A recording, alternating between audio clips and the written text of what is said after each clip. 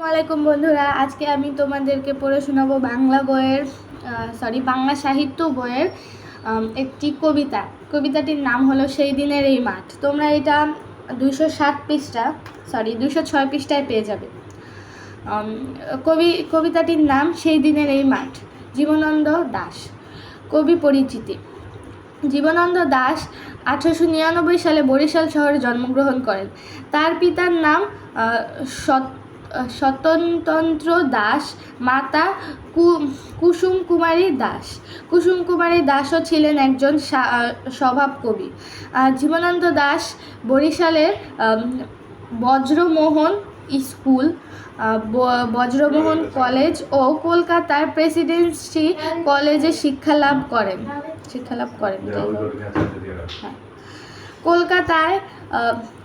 কলকাতায় বিশ্ববিদ্যালয় থেকে ইংরেজি সাহিত্যে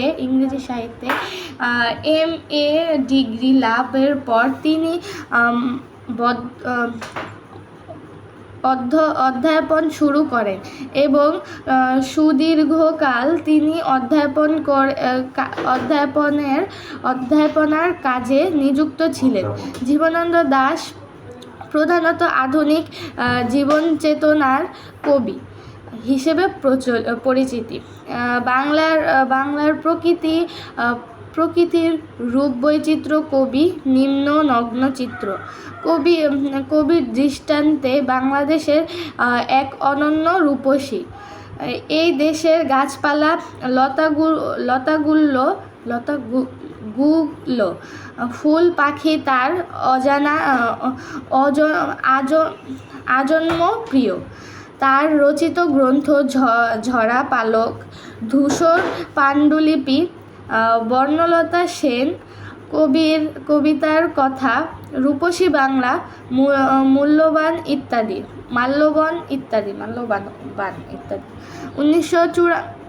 1954 সালের 14 অক্টোবর জীবনানন্দ দাশ কলকাতার এক ট্রাম দুর্ঘটনায় আহত হন এবং 22 অক্টোবর মৃত্যুবরণ করেন। এটি ছিল কবির পরিচিতি।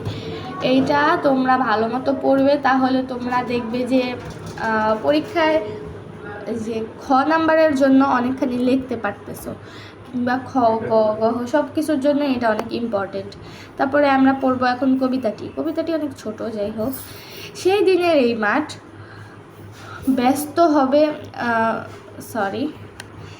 সেই দিনের এই মাঠ স্তব্ধ হবে নাকো জানি। এই নদী নক্ষত্রের তলে সেই দিনও দেখিবে স্বপ্ন। সোনার স্বপ্ন সাধো পৃথিবীতে কবে আর ঝরে।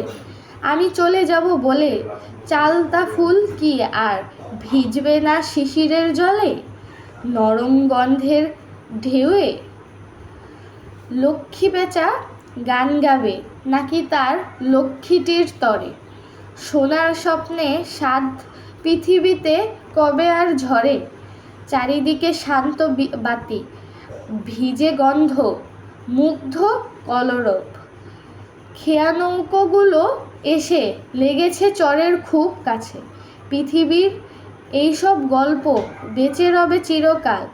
এসিরিয়া ধুলো আজ, ব্যাবিলিয়ন ছাই হয়ে আছে। কবিতাটি শেষ। এবার পড়ব শব্দার্থ বা টিক্ক, যাই হোক। সেই দিনের এই মাঠ কবে আর ঝরে, এটার অর্থ জীবনানন্দ দাশ প্রকৃতির কবি। প্রকৃতির রহস্যময় সৌন্দর্য তার কবিতার মৌলিক প্রেরণা। তিনি জানেন বৈচিত্র্য বিবর্তনের মাধ্যমে প্রকৃতির তার রূপ রস গন্ধ কখনোই হারিয়ে ফেলবে না। তিনি যখন থাকবেন না, তখন প্রকৃতি আর অফুরন্ত ঐশ্বর্য নিয়ে মানুষের স্বপ্ন, স্বাদ ও কল্পনাকে তৃপ্ত করে যাবে। আলোচ্য অংশে কবি প্রকৃতির এই মাহাত্ম্যকে গভীর তৃপ্তি ও মমত্বের সঙ্গে উপস্থাপনা করেছেন। এরপর আমি চলে যাব বলে লক্ষ্মীটির তরে, এটার অর্থ পৃথিবীতে কেউ চিরস্থায়ী নয়, প্রত্যেক মানুষেরই একসময় চলে যেতে হয়, কিন্তু শিশিরের জলে চালতা ফুল ভিজে যে রহস্যময় সৌন্দর্য সৃষ্টি হয়, যুগান্তরে তার কোনো শেষ নেই। আর সেই শিশিরের জলে ভেজা চালতা ফুলের গন্ধের ঢেউ প্রবাহিত হতে থাকবে অনন্তকাল ব্যাপী।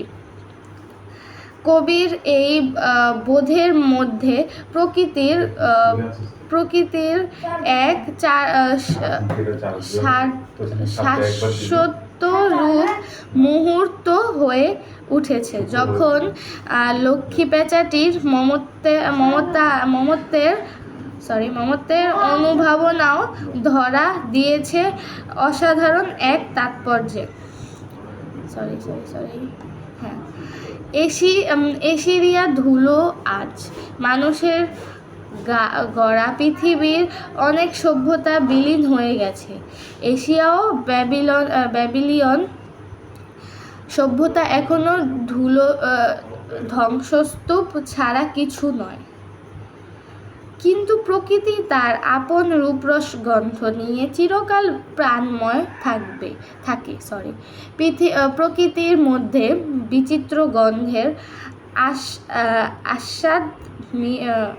আস্বাদ মৃদুমন্দ কোলাহলের আনন্দ, তার অন্তর্গত অফুরন্ত সৌন্দর্য কখনোই শেষ হয় না।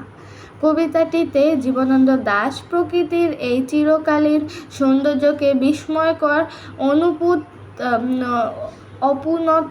অপূর্ণতার উপস্থাপনা করেছেন। এবার পড়ে শোনাই তোমাদেরকে পাঠ পরিচিতি, যেটা অনেক ইম্পর্টেন্ট সৃজনশীলের জন্য। পাঠ পরিচিতি। সেই দিনের এই মাঠ কবিতাটি জীবনানন্দ দাশের রূপসী বাংলা কাব্য থেকে সংকলিত হয়েছে। সভ্যতা একদিকে যেমন ক্ষয়িষ্ণু,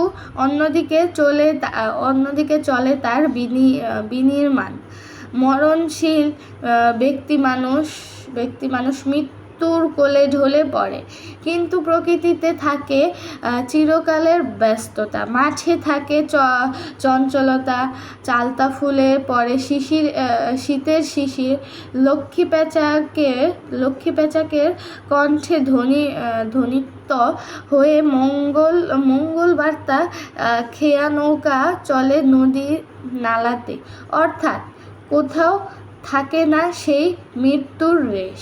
ফলে মৃত্যুতেই সব শেষ নয়। পৃথিবীর বহমানতা মানুষের সাধারণ মৃত্যু রহিত করতে পারে না। প্রকৃতপক্ষে মানুষের মৃত্যু আসে, কিন্তু এই জগতের সৌন্দর্যে মৃত্যু নেই। সৌন্দর্যে মৃত্যু নেই, মানুষের স্বপ্নের মরণ নেই। গভীর জীবন তৃষ্ণা নিয়ে এই সত্যই কবিতাটিতে অনুভূত হয়েছে। তো আজকের জন্য এই পর্যন্তই। আশা করি তোমরা পড়াটা বুঝতে পেরেছো, আর এই যে পাঠ পরিচিতি এবং লেখক পরিচিতিটা ভালো মতো মুখস্থ করবে, তাহলে এটা তোমাদের জন্য অনেক উপকারে আসবে। আজকের জন্য এই পর্যন্তই। সবাইকে ধন্যবাদ এতক্ষণ ভিডিওটি দেখার জন্য। আসসালামু আলাইকুম।